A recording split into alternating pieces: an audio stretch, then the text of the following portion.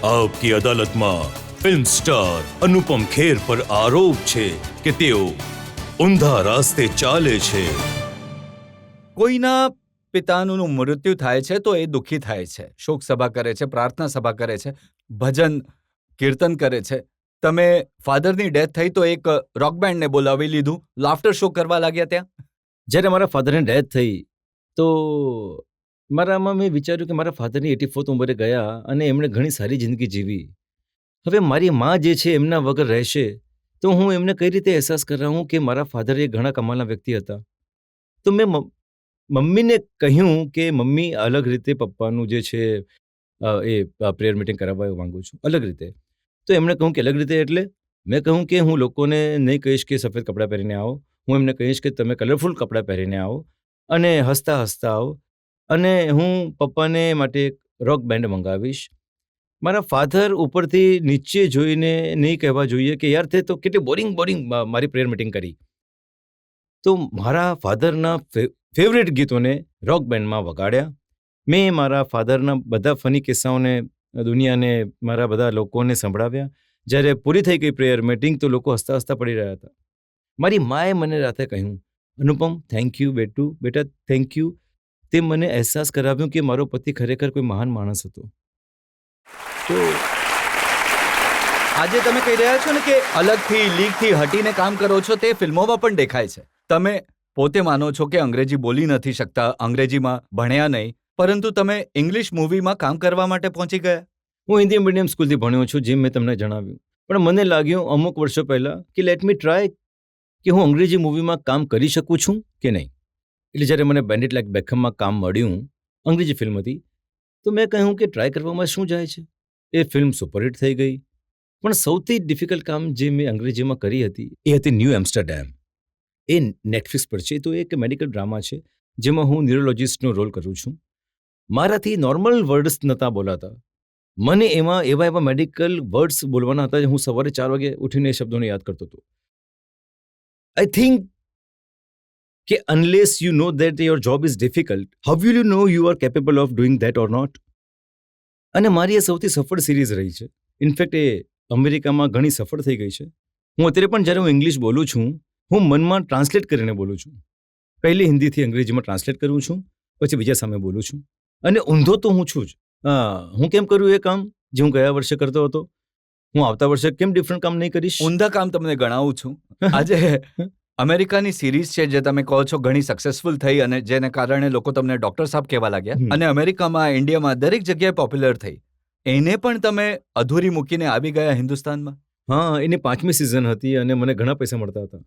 પણ Kiran was unfortunately detected with cancer, multiple myeloma. અને મને લાગ્યું કે હું કેવી રીતે અમેરિકામાં રહી શકું છું. હું કિરણને મારી જરૂરિયાત છે. હું એઝ અ ડૉક્ટર તો છું નહીં કે એની હેલ્પ કરી શકું છું, પણ ક્યારેક સપોર્ટ સિસ્ટમ હોવું કોઈકની સાથે જે તમારા જીવન સાથે જોડાયેલા છે આટલા વર્ષોથી.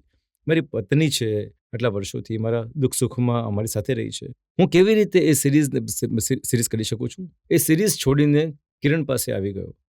તો એનાથી મેં એની બીમારીને કે ડિસીઝને તો હું નહીં કરી શક્યો કંઈ, પરંતુ એક હિંમત બને છે કોઈ માણસ તમારી સાથે છે. તો મને એને કહ્યું નહીં કે કિરણ કે તું આવી જા, પણ મને લાગ્યું કે આ સફળતાને છોડીને ત્યાં સફળ થવું, એ સંબોધોમાં સફળ થવું એ વધારે અગત્યનું છે. એટલે હું પાછો આવ્યો. પબ્લિકમાંથી એક બે સવાલો લઈ શકીએ ક્વિકલી? હા સર, તમારી સતીશ કૌશિકની સાથે દોસ્તી બહુ જ મશહૂર હતી. મારું સતીશ કૌશિકને ઘણો જીગરી મિત્ર હતો. હું અહીંનો નેશનલ સ્કૂલ ઓફ ડ્રામા 1974થી મિત્ર હતા, અને એના આકસ્મિક મૃત્યુના કારણે મને ઘણું આઘાત લાગ્યું છે. He was a great man. આજે હું પણ ક્યારે પણ મારા ડ્રાઈવરને કહું છું કે ચાલ સતીશના ઓફિસે લઈ જા. એમની દીકરી, હું ઘણો પ્રેમ કરું છું વંશિકાને, અને આઈ વિલ ઓલવેઝ મિસ હિમ. મેં જોયું છે જ્યારે તમે અને સતીશ કૌશિક બેસતા હતા તો પછી હાસ્યના દરબારો ભરાતા હતા. જી. અને આ ઓટોમેટિક થતું હતું. Satish has a great sense of humour. એ એની મજાક ઘણી સરળતાથી ઉડાવી લેતો હતો. એમની સામે તમે કિસ્સો સંભળાવ્યો તો કેવી રીતે લગ્નમાં ખાવા માટે? હા, શું હતું કે જ્યારે હું કામ શોધતો હતો શિમલા, બોમ્બેમાં, તો સારું ખાવા માટે તરસી જતા હતા. અને મારી દાઢી હતી સહેજ બ્રાઉન, તો મને લોકો અંગ્રેજ માનતા હતા. તો મારી સાથે એક પ્લે કર્યો તો મેં 3 પેની ઓપેરા, એનો એક વ્હાઇટ શૂટ મેં મારી પાસે રાખી લીધો હતો. તો સતીશ કૌશિક, મારા બીજા એક 2 મિત્રો, અને એ વ્હાઇટ શૂઝ પહેરતા હતા, અને હું એક રીમનો આવો એક ચશ્મા પહેરતો હતો, અને અંગ્રેજ બનાવીને મને લગ્નમાં લઈ જતા હતા કોઈના પણ. અને હિન્દુસ્તાનીઓની ઘણી આદત છે કે અંગ્રેજ એક લગ્નમાં આવ્યો છે, તો મને એ મળાવતા હતા એમ કહીને કે this is mister Bertolt Brecht from Germany.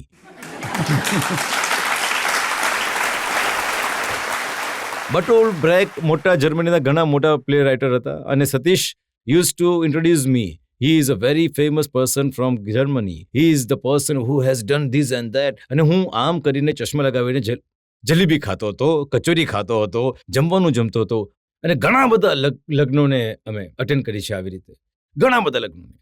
હા, તમારે ત્યાં કોઈ અંગ્રેજીની જરૂર હોય તો હું દાઢી લગાવીને આવી શકું છું.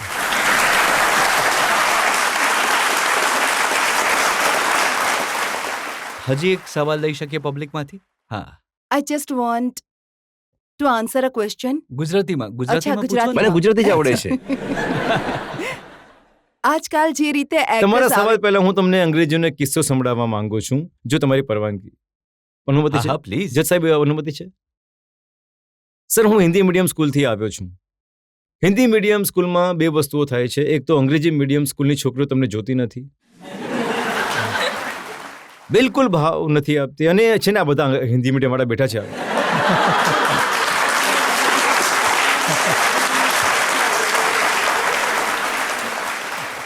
એમણે એટલા જોરથી માથું હલાવ્યું, મને લાગ્યું કે એમનું માથું એમના ખોડામાં ના આવી જાય.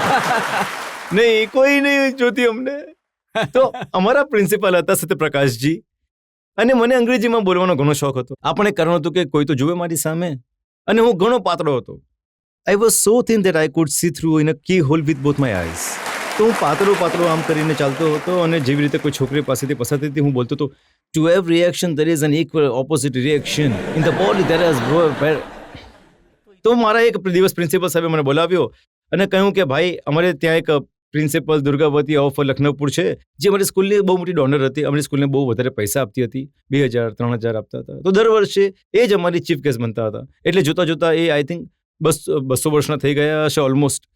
તો પ્રિન્સિપલ સરે કહ્યું કે એમના ઓનરમાં એક સ્પીચ આપવાની છે, તો તું અંગ્રેજીમાં યાદ કરી લેજે. મેં કહ્યું સર, અંગ્રેજીમાં હું કેવી રીતે યાદ કરી શકું? એ નહીં, યાદ નહીં કરી લે, ગોખી લેજે.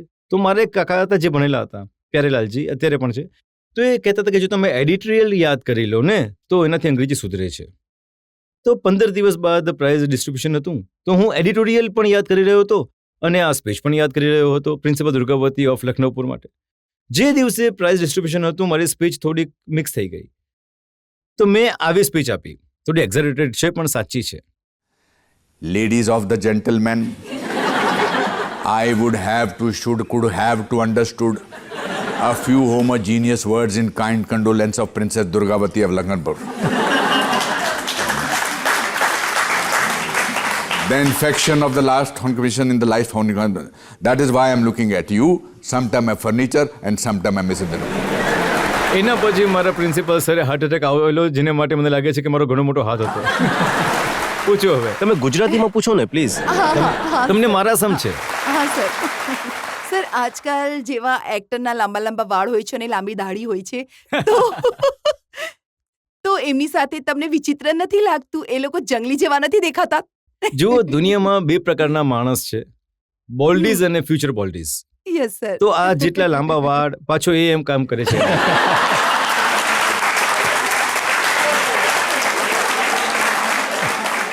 હું એમને ઘડી મળીને આવું છું. અમારા મોટા ફેન છે. આવો. શું વાત છે?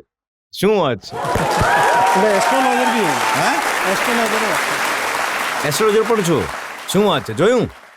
આ એસ્ટ્રોલોજર પણ છે સર. મને ખ્યાલ આવી ગયો તો દૂરથી. મારું ભવિષ્ય સારું છે. સરજી, મારું ભવિષ્ય સારું છે? હા, સારું છે.